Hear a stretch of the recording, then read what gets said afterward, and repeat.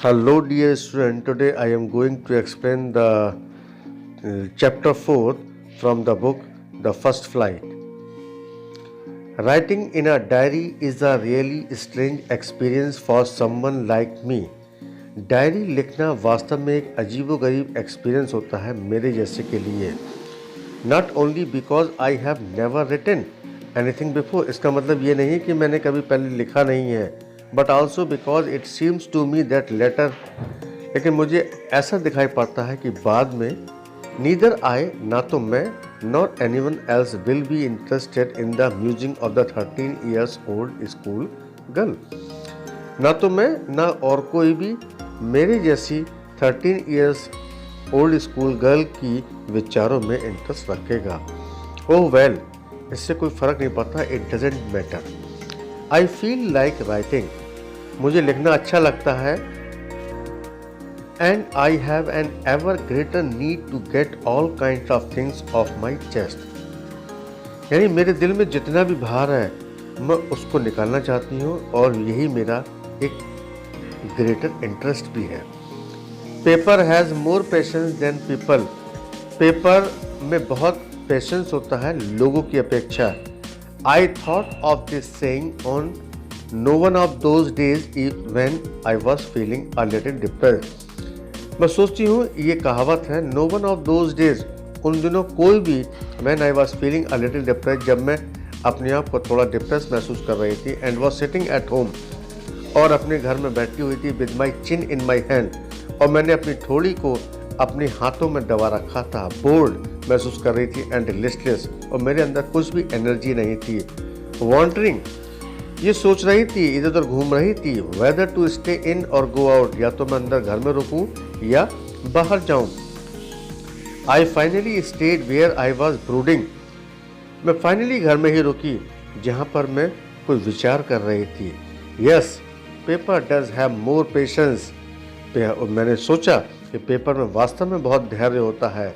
And since I am not planning to let anyone else read this stiff backed notebook grandly, और मैं ये भी plan नहीं कर रही हूँ कि जो मेरी स्टिफ यानी जो डायरी में जो भी लिखा हुआ है, नोटबुक में लिखा हुआ है, ये कोई पढ़े. Grandly refer to as a diary, जिसे मैं गर्व से डायरी कहती हूँ. Unless I should ever find a real friend, और जब तक कि मेरे पास कोई रियल फ्रेंड नहीं मिल जाता, it probably won't make a bit of difference, और इससे कुछ फर्क भी नहीं पड़ता. Now I am back to the point that prompted me to keep a diary in the first place. अब मैं उस स्थान पर वापस आती हूँ जो मुझे प्रॉम्प्ट करते हैं डायरी लिखने के लिए. सबसे पहले, I don't have a friend, मेरा कोई फ्रेंड नहीं है. Let me put it more clearly, मैं इसको बहुत क्लियर कर देना चाहती हूँ. Since no one will believe, इसको कोई बिलीव भी नहीं करेगा, that a 13 years old girl is completely alone in the world, कि एक 13 साल की लड़की है जो संसार में पूरी तरह अकेली है. एंड आई एम नॉट, लेकिन मैं नहीं हूँ. आई हैव लविंग पेरेंट्स, मेरे प्यार करने वाले माता पिता हैं. And a 16 years old sister, और 16 साल की एक मेरी बड़ी सिस्टर है. And there are about 30 people I can call friend, लगभग 30 लोग हैं जिन्हें मैं फ्रेंड कह सकती हूँ. आई हैव अ फैमिली, मेरा एक परिवार है. लविंग आंट्स, प्यार करने वाली आंट्स हैं. एंड अ गुड होम, एक अच्छा सा घर है. No, on the surface I seems to have everything, यदि मैं सरफेस की बात करूं तो मेरे पास ऐसा लगता है सब कुछ है, except my one true friend, लेकिन एक सच्चा फ्रेंड नहीं है. ऑल आई थिंक अबाउट, जितना कि मैं जिसके बारे में सोचती हूँ, when I am with friends, जब मैं अपने फ्रेंड के साथ होती हूँ, is having a good time, वो मेरा एक अच्छा समय होता है. I can't bring myself to talk about anything, मैं किसी के बारे में अपने आप से बातें नहीं कर सकती. बट ऑर्डिनरी एवरीडे थिंग्स, जैसे कि साधारण जीवन में होने वाली चीज़ें होती हैं, we don't seem to be able to get any closure, हमें नहीं लगता कि कोई हम किसी के क्लोज में है, उनके लायक हैं. एंड दैट्स द प्रॉब्लम, और यही एक समस्या है. Maybe it's my fault, हो सकता है ये मेरी गलती हो, that we don't confide in each other, कि हम एक दूसरे को अपनी पर्सनल बातें शेयर नहीं करते. इन एनी केस, किसी भी केस में, that just how things are, बस ये पता है कि चीज़ें किस प्रकार से हैं and unfortunately they are not liable to change, और दुर्भाग्य से वो सब बदलना भी नहीं चाहती। This is why I have started the diary. इसी वजह से, इसी लोनलीनेस की वजह से मैंने डायरी को लिखना शुरू किया है। To enhance the image of this long awaited friend in my imagination, अपनी कल्पनाओं में इस लॉन्ग अवेटेड फ्रेंड की इमेज लेने के लिए, उसको सम्मान देने के लिए, I don't want to jot down the fact in this diary. मैं इस डायरी में उसको ऐसे डिस्क्राइब नहीं करूँगा, उसके बारे में ऐसे नहीं लिखूँगी the way most people would do, जैसा कि अन्य लोग लिखा करते हैं। But I want the diary to be my friend, लेकिन मैं चाहती हूँ ये डायरी मेरी फ्रेंड हो। And I am going to call this friend Kitty, और मैं इस फ्रेंड को एक नया नाम से पुकारूंगी जिसका नाम होगा Kitty. Since no one would understand a word of my stories, मेरे एक शब्द को कोई भी नहीं समझेगा, टू किटी, जो मैंने किटी यानी अपनी डायरी में लिखी हैं। If I were to plunge right in, यदि मैं ठीक उसी समय उनका वर्णन कर दूं। I had better provide a brief sketch of my life, मेरे पास एक अच्छा सा मौका था अपनी लाइफ को डिस्क्राइब करने का, देने का। Much as I dislike doing so, जैसा कि मैं इस बात से घृणा करती थी कि डायरी लिखने को।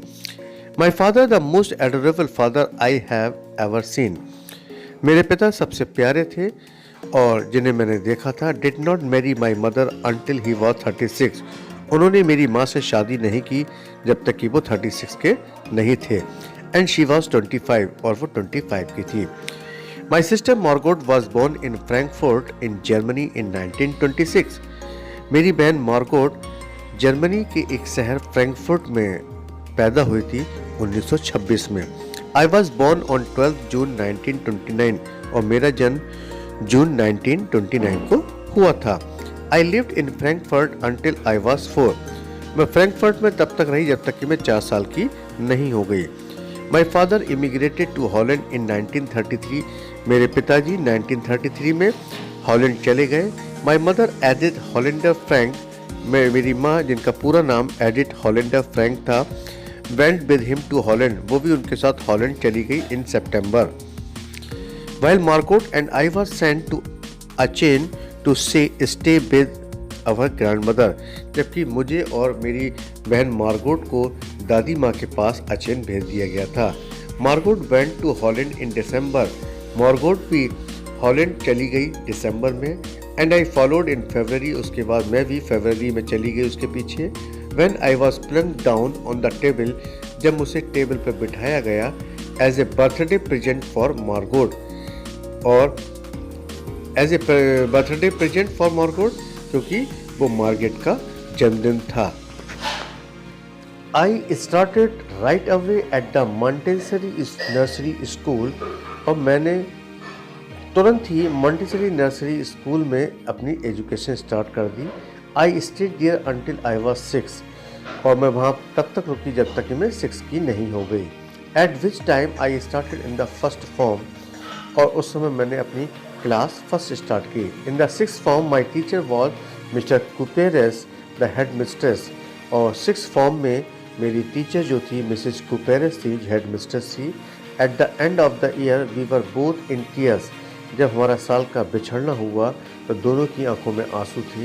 As we said a heart breaking farewell, और हमने एक दूसरे को हार्ट ब्रेकिंग फेयरवेल मीन्स अलविदा किया। In the summer of 1941 grandma fell ill, यानी 1941 के समर में ग्रैंडमा बीमार पड़ गई and had to have an operation, उनका ऑपरेशन करना पड़ा। So my birthday passed with little celebration, इसलिए मेरा जो बर्थडे था वह हल्के ही सेलिब्रेशन के साथ हुआ। ग्रैंडमा डाइड इन जनवरी 1942, और दादी माँ जो थी 1942 जनवरी में ख़त्म हो गई। No one knows how often I think of her, कोई नहीं जानता कि मैं उनके बारे में कितना सोचा करती थी। एंड स्टिल लव हर, और अभी भी मैं उनको बहुत प्यार करती हूँ। This birthday celebration of 1942 was intended to make up for the other, ये जो बर्थडे सेलिब्रेशन 1942 में था, इसका इंटेंशन ये थी कि दूसरे लोगों को भी ये बात समझाना। And grandma's candle was lit along with the rest, और ग्रैंडमा की जो आत्मा थी वो शांति के साथ ही रही होगी। The 4 of us are still doing well. हम लोग 4 अभी भी अच्छी तरह से वर्क कर रहे थे, मेरे मम्मी पापा और मैं और मार्गोट। And that brings me to a present date of 20 जून 1942। और मैं इस डेट को प्रेजेंट डेट में लेके आती हूँ 20 जून 1942 में। And the solemn dedication of my diary, ये मेरी डायरी के उदासी भरे दिन थे। तो बेटा ये इस लेसन का फर्स्ट पार्ट था। आशा करता हूँ कि आपको बहुत अच्छा लगा होगा, आपको इसका एक्सप्लेनेशन बहुत भाया होगा। और अपने विचारों को कमेंट के माध्यम से बताते रहें, चैनल को सब्सक्राइब करते रहें ताकि आने वाली वीडियो आपको ठीक समय पर नोटिफिकेशन से मिल सके। तब तक के लिए धन्यवाद।